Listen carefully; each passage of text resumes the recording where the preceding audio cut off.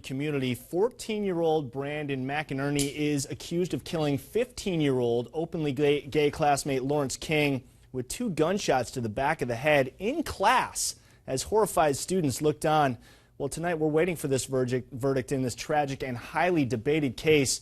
Watch this piece of tape. The fate of Oxnard, California teen Brandon McInerney is in the hands of the jury. He faces a first-degree murder charge for slaying 15-year-old classmate Lawrence King.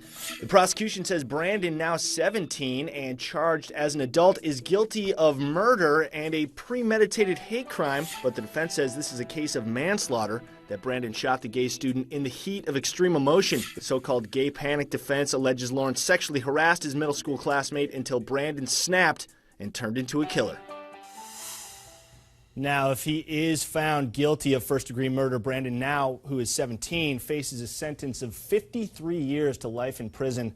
A lesser manslaughter charge could reduce the sentence to as few as 18 years. And here to discuss the case with me is attorney Lisa Bloom, also author of the book Think, and Neil Broverman. He is a senior editor with The Advocate magazine, and he's been following the trial. And joining me on the phone is Judy Shepard.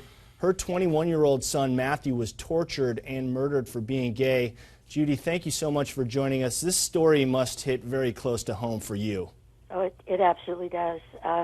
It's heartbreaking. It's horrifying to think that almost 15 years later we're still dealing with the same social ignorance that we were dealing with when Matt was killed. Well, again, I'm sorry for your loss, and thank you for joining us. Lisa, you've been following this case closely. What's this we're hearing about the gay panic defense? One of the most obnoxious and offensive vestiges of our criminal justice system from another era is the gay panic defense. The idea that if a gay person makes a pass at you and you don't like it, you can fly into a rage, shoot and kill that person, and that's some kind of a defense.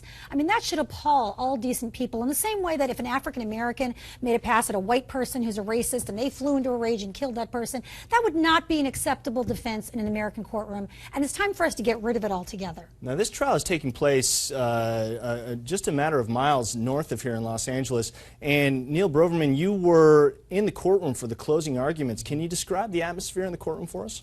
It's very tense. It's very tense. The families for both the victim and the defendant are in the court, and there's no love lost between them. And it's the brother of the victim, the brother of the defendant was actually in court and pleaded with the jurors to give sympathy to his brother, and he was removed, and he's been removed from the case ever since. Yeah, was admonished by the judge not to make contact with the jury, and I think the argument here being made is, should it be murder or should it be manslaughter? My fellow attorney Lisa Bloom, weigh in on this. It's a clear cut of first-degree murder. For me, the kid warned that he was going to shoot Lawrence King. He brought a gun to school and shot him in the back of the head. Yeah, it certainly sounds like premeditated murder. The question I have is, why aren't the parents being held accountable for having a loaded gun accessible to an angry teen? I mean, this is a perfect storm of a defendant who was abused as a child, and there's evidence of that in the courtroom,